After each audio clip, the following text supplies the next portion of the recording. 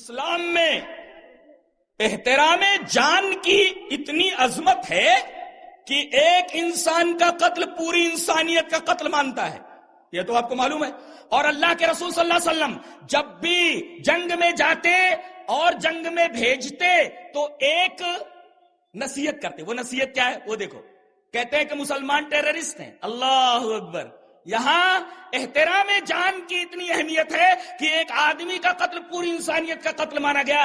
اسلام terrorism کو ہوا کیسے دے سکتا ہے اور ایک مسلمان ٹیررسٹ کیسے ہو سکتا ہے؟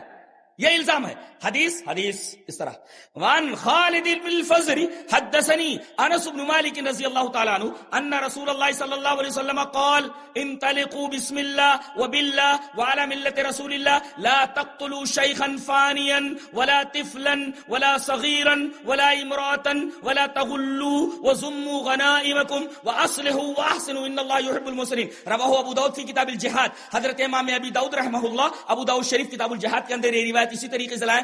راوی حضرت انس بن مالک، حضرت انس بن مالک فرماتے ہیں کہ نبی کریم صلی اللہ علیہ وسلم جب جنگ میں صحابہ کرام کو بھیجتے تو پہلے یہ بولتے انطلقوا بسم اللہ، اللہ کے نام کے ساتھ چلنا شروع کرو، اللہ کا نام لو، چلو بسم اللہ، اور پھر باللہ، اللہ کی مدد مانگتے رہو۔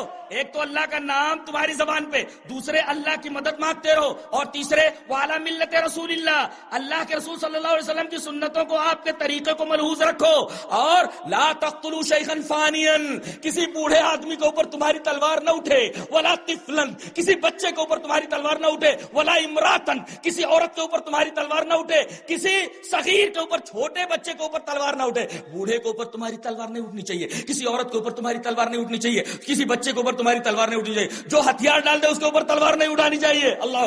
اور آپ کو معلوم ہے جنگ احد کے اندر ایک صحابی ہے حضرت سماک ابن خارشہ، سماک ابن خارشہ ہیں، ابو دجانہ ان کا لقب ہے۔ نبی کریم صلی اللہ علیہ وسلم نے فرمایا یہ میری تلوار ہے، یہ سیف محمدی ہے، یہ محمد صلی اللہ علیہ وسلم کی تلوار ہے۔ کون ہے جو اس تلوار کا حق ادا کرتا ہے؟ ہر ایک کی تمنا تھی کہ میں اس تلوار کا حق ادا کروں، اس لیے کہ یہ تلوار نبی کی تلوار ہے۔ حضرت عمر کی خواہش یہ تھی کہ اس تلوار کا حق ادا میں کروں، حضرت ابو بکر کی خواہش تھی کہ اس تلوار کا حق ادا میں کروں، تمام صحابہ کرام کی خواہش تھی اس تلوار کا میں حق ادا کروں، لیکن آپ صلی اللہ علیہ وسلم نے اپنی یہ تلوار ایک مشہور صحابی حضرت سماک ابن خارشہ کو دیا اور کہا کہ سماک یہ تلوار تم لے سکتے ہو۔ انہوں نے کہا کہ اللہ کے رسول یہ تلوار مجھے دیجئے، لیکن آپ نے کہا کہ اس تلوار کا ایک حق ہے، اے اللہ کے رسول آپ کی اس تلوار کا کیا حق ہے؟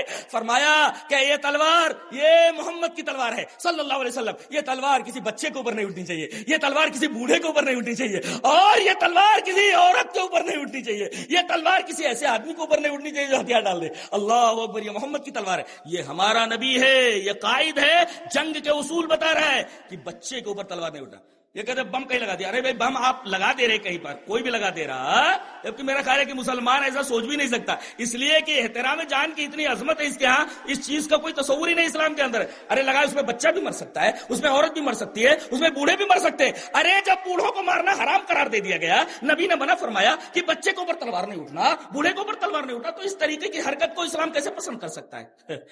لہذا اسلام نہ تو ٹیررزم کی ہوا دیتا ہے اور نہ تو اس کا کوئی شائبہ دین اسلام کے اندر پایا جاتا ہے، تو سراپا سلم ہے۔